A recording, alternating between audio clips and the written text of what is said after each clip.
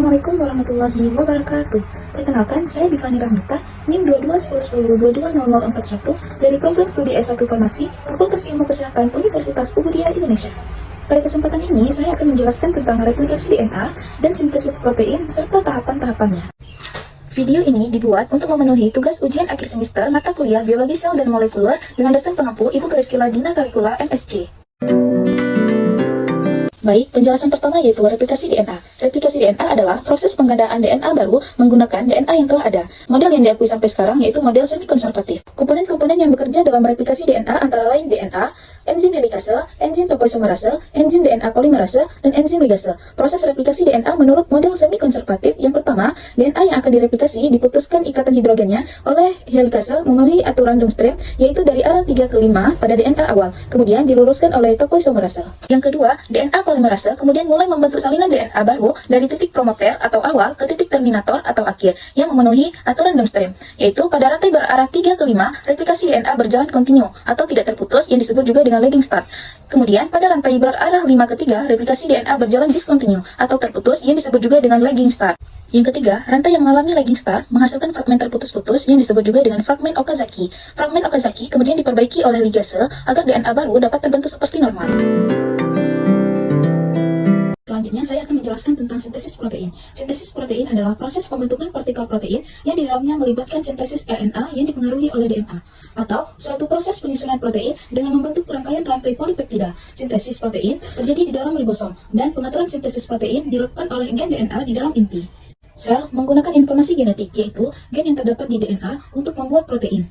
Terdapat dua tahap pada sintesis protein. Yang pertama, transkripsi, dan yang kedua, translasi.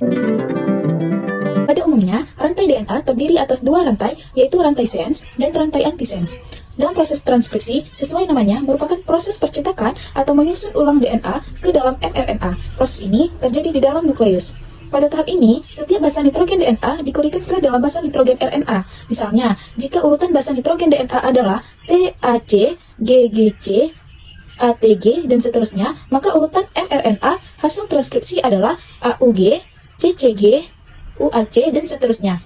Urutan 3 basa nitrogen ini disebut juga dengan kodon. Adapun bagian penting yang harus kita ingat dari proses transkripsi ini adalah urutan basa nitrogen pada rantai mRNA adalah hasil kopian dari rantai antisense DNA. Secara umum, transkripsi dibagi menjadi 3 tahap. Yang pertama yaitu inisiasi. Pada tahap inisiasi, RNA polimerase terikat pada untai DNA yang disebut promotor yang ditemukan di dekat awal dari suatu gen. Setelah terikat, RNA polimerase memisahkan untuk ganda DNA dan menyediakan cetakan untai tunggal yang siap untuk transkripsi. Kedua yaitu elongasi. Pada tahap elongasi, satu untaian DNA bertindak sebagai cetakan untuk digunakan oleh enzim RNA polimerase. Sambil membaca cetakan ini, RNA polimerase membentuk molekul RNA keluar dari nukleotida membuat sebuah rantai yang tumbuh dari 5 ke 3. RNA transkripsi, mRNA akan membawa informasi yang sama dari untaian DNA coding. Dan yang terakhir yaitu terminasi. Pada tahap ini memberikan sinyal bahwa transkripsi RNA telah selesai.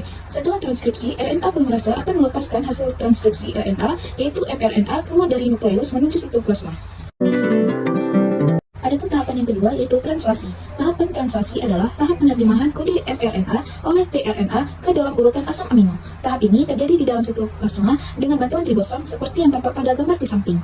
Selanjutnya, mari kita cermati rincian dari tahapan translasi. Yang pertama yaitu inisiasi. Pada tahap inisiasi, translasi dimulai dengan terjadinya ikatan antara mRNA, tRNA inisiator, dan ribosom subunit kecil. Seperti yang tampak pada gambar, molekul tRNA inisiator membawa asam amino pertama yaitu metionin. Molekul tRNA inisiator ini memiliki antikodon UAC yang merupakan komplemen kodon mRNA yaitu AUG. Pada gambar menjelaskan awal terjadi translasi dengan lebih sederhana. Kodon pertama mRNA sering disebut juga dengan kodon start. Yang kedua, elongasi. Tahap elongasi terjadi setelah ikatan antikodon tRNA inisiator dengan kodon pertama mRNA selesai. Kemudian, tRNA kedua akan berikatan dengan mRNA kodon 2. Proses elongasi ini akan berlangsung untuk mengikatkan asam amino hingga terbentuk rantai polipeptida. Dan yang terakhir yaitu tahap terminasi. Pada tahap ini, translasi telah selesai ketika ribosom mencapai kodon stop. Kodon stop tidak berikatan dengan tRNA, namun berikatan dengan protein khusus yang disebut faktor pelepas. Faktor pelepas akan menghentikan proses translasi dan menghidrolisis ikatan asam amino terakhir pada rantai polipeptida baru dan tRNA-nya. Dengan demikian, tahap translasi diakhiri dengan bentuknya rantai polipeptida atau protein sesuai dengan kode genetik yang dibawa oleh mRNA dari DNA yang berada dalam nukleus. Cukup sekian penjelasan dari saya, semoga dapat dipahami dan dimengerti. Saya akhiri. Wassalamualaikum warahmatullahi wabarakatuh.